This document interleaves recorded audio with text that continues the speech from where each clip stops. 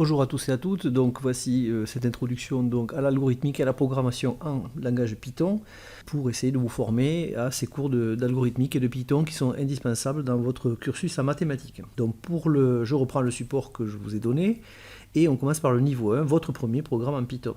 Donc je proposais un programme que nous allons taper immédiatement et ensuite on va répondre aux différentes questions qui sont posées.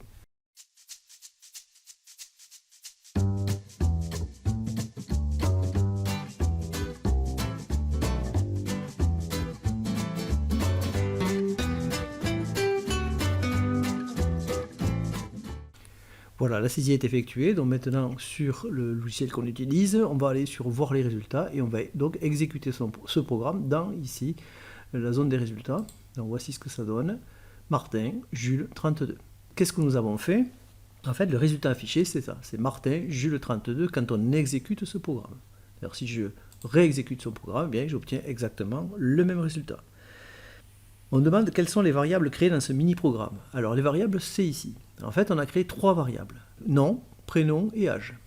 Et ensuite, dans la variable nom, on a mis le mot Martin.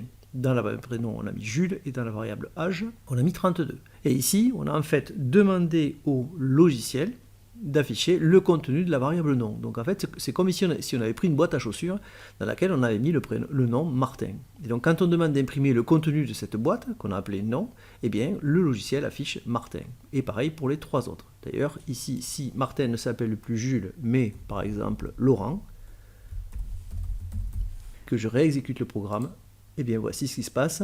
Le logiciel, immédiatement, dans la variable prénom, c'est-à-dire la boîte à chaussures qui contient le prénom, eh bien, au lieu de mettre Jules, on a mis Laurent. Donc lui, il affiche le contenu.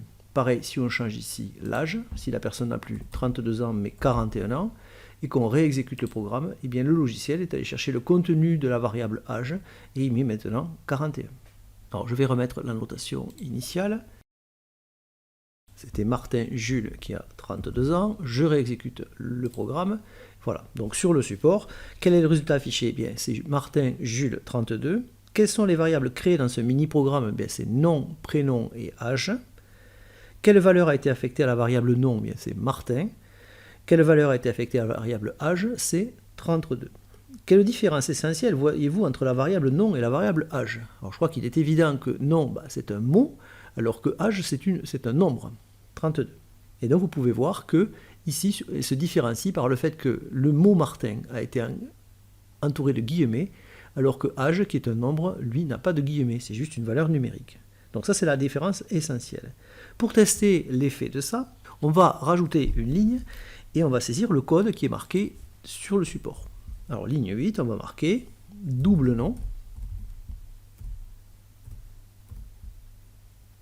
égale nom fois 2. Alors, fois, dans le logiciel Python, c'est l'étoile du clavier, fois 2. Puis imprimer le contenu de la variable double nom. Donc pour ça, on va dessous, ici, mettre print, entre parenthèses, double nom. Voilà, donc on a créé une variable, c'est une nouvelle variable, ici, qui contiendra la valeur trouvée dans la variable nom, donc ici Martin, et le multiplier par 2. Et on demande de l'imprimer. Si j'imprime ici, le logiciel réimprime évidemment Martin Jules 32, et imprime ici le contenu de la variable double nom qui est Martin Martin. Comme Martin est un mot entouré de guillemets, eh bien, quand on le multiplie par 2, il le recopie 2 fois. Et donc ici je mets fois 5 et que j'exécute le logiciel, eh bien le logiciel aura marqué Martin, Martin, Martin, Martin 5 fois. Voilà. Pourquoi? Parce qu'en fait, la variable nom contient un mot et ça, le logiciel le reconnaît au fait qu'il y ait les guillemets. Alors du coup, on a envie de savoir ce qui se passe, eh bien quand au lieu de faire avec le nom, on fait avec l'âge. Du coup, on supprime ça, et on met une variable qu'on appelle double âge, égale âge fois 2. Fois, je rappelle que c'est l'étoile. Et évidemment, on imprime, c'est-à-dire on affiche le contenu de la variable double âge.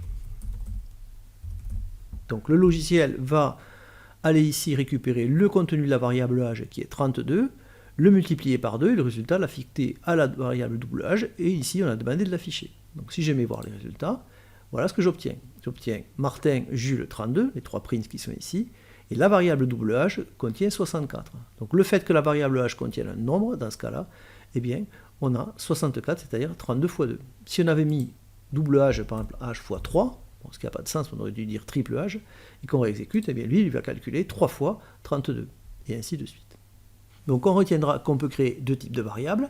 Les variables de type qui contiennent un mot, là on le met, pour l'indiquer au logiciel, on les entoure de guillemets, et les variables de type nombre, qu'on n'entoure pas de guillemets. Donc à partir du moment où on ne met pas de guillemets, bien, le logiciel considérera que le contenu est un nombre sur lequel on peut faire des opérations mathématiques, ce qui n'est pas le cas quand c'est une variable ici. Donc on dit en mathématiques et en informatique que cette variable ici, ces deux variables ici qui contiennent un mot, s'appellent des variables de type string. String, c'est une chaîne de caractères, et on retiendra str pour string. Et une variable qui contient un nombre, pour l'instant on complétera plus tard dans ces cours d'algorithmique. Ici, l'âge 32, c'est une variable de type int pour integer, qui veut dire nombre entier. Voilà ce qu'il faut retenir de cette première vidéo.